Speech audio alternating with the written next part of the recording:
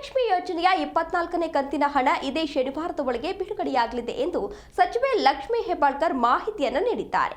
ಈ ಮೂಲಕ ಹಣ ಯಾವಾಗ ಬರುತ್ತೆ ಅಂತ ಕಾದು ಕುಳಿತವರಿಗೆ ಗುಡ್ ನ್ಯೂಸ್ ಅಂತ ಕೊಟ್ಟಿದ್ದಾರೆ. ಇದೇ ವಾರ ಗೃಹಲಕ್ಷ್ಮಿ ಯೋಜನೆಯ ಹಣ ಕೈ ಸೇರಲಿದ್ದು ಡೀಟೇಲ್ಸ್ ಇದೆ. ಗೃಹಲಕ್ಷ್ಮಿ ಯೋಜನೆಯ ಹಣ ಬಿಡುಗಡೆ ವಿಚಾರವಾಗಿ ಇತ್ತೀಚೆಗೆ ಅಧಿವೇಶನದಲ್ಲಿ ಚರ್ಚೆಗೆ ಗ್ರಾಸವಾಗಿತ್ತು.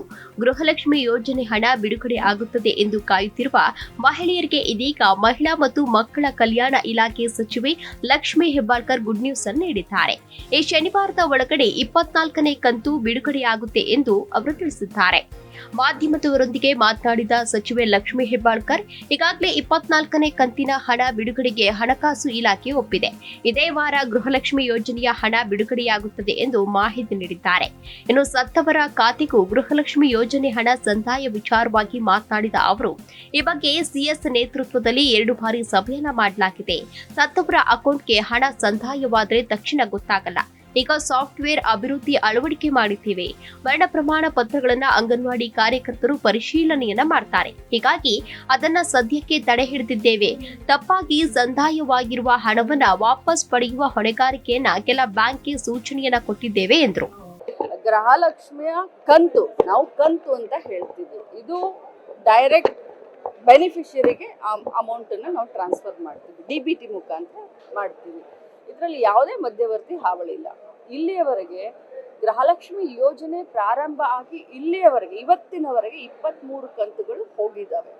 24ನೇ ಕಂತನ್ನು ಕೂಡ ಮೊನ್ನೆ ನಾವು ಶುಕ್ರವಾರ ದಿನ ನಾವು ಬಿಡುಗಡೆ ಮಾಡಿದ್ದೀವಿ. ಬೆನಿಫಿಷಿಯರಿಗೆ ಅಂದ್ರೆ ಗೃಹಲಕ್ಷ್ಮಿಗಳಿಗೆ ಇನ್ನೊಂದು 3-4 ದಿನದಲ್ಲಿ ಕ್ರೆಡಿಟ್ ಆಗುತ್ತೆ. ಅಲ್ಲದೆ ಬೆಳಗಾವಿ ಜಿಲ್ಲಾ ವಿಭಜನೆ ಕೂಗು ತಣ್ಣಗಾಯಿತ ಎಂಬ ವಿಚಾರವಾಗಿ ಪ್ರತಿಕ್ರಿಯಿಸಿದ್ದು, ಸಿಎಂ ಮನಸ್ಸಿನಲ್ಲಿ ಜಿಲ್ಲೆ ವಿಭಜನೆ ಮಾಡಬೇಕು ಅನ್ನೋದು ಇದೆ. ಆಡಳಿತಾತ್ಮಕ ಅಭಿವೃದ್ಧಿ ದೃಷ್ಟಿಯಿಂದ ಜಿಲ್ಲೆ ವಿಭಜನೆ ಆಗಬೇಕಿದೆ. ಬೆಳಗಾವಿ ತಾಲೂಕಿನಲ್ಲಿ 11.5 ಲಕ್ಷ ಜನಸಂಖ್ಯೆ ಇದೆ. ಇಷ್ಟು ಜನಸಂಖ್ಯೆಗೆ ಒಬ್ಬ ತಹಶೀಲ್ದಾರ್ ಬಹಳ ತೊಂದರೆಯಾಗುತ್ತೆ ಎಂದರು. ಬೆಳಗಾವಿ ಜಿಲ್ಲೆಯಲ್ಲಿ 19 ತಾಲೂಕುಗಳು ಆಗುವ ಸಾಧ್ಯತೆ ಇದೆ. ಜಿಲ್ಲೆ ವಿಭಜನೆ ಘೋಷಣೆ ಮಾಡುವ ಮನಸ್ಸಿನಿಂದಲೇ ಸಿಎಂ ಬಂದಿದ್ರು. ಬಹಳಷ್ಟು ಜನರು ನಿಯೋಗ ಬಂದಿದ್ದರಿಂದ ಚಿಂತನೆ ಮಾಡಿಲ್ಲ ಎಂದಿದ್ದಾರೆ.